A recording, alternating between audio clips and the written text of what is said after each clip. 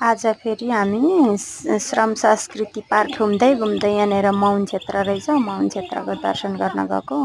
अब मौन बस्न चाहिँ सकिँदैन र पनि अब मौन सुनसान एकदम आनन्द ठाउँमा बुद्धको मूर्ति राखिदिनु भएको छ। अनि यसरी हामी चाहिँ बुद्धको मूर्तिलाई दर्शन गरियो अनि यसो यताउति दायाँ बायाँ हिँड्यो। अनि यसरी श्रम संस्कृति पार्कबाट चाहिँ उकालो 5 मिनट जति लगभग हिँड्नुपर्छ।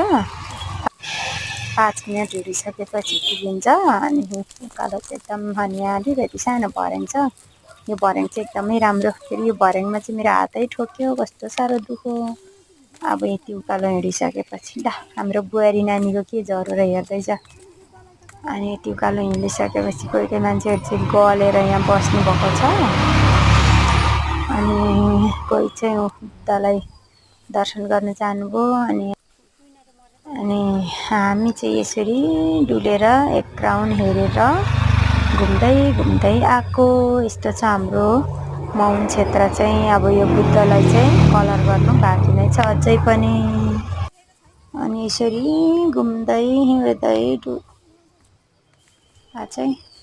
अनि यसरी डुल्दै हिँड्दै घुम्दै गर्दा हाम्रो बुहारी नानी पनि बुद्धको दर्शन गर्न गए, तर नमस्ते चाहिँ गरेनन्।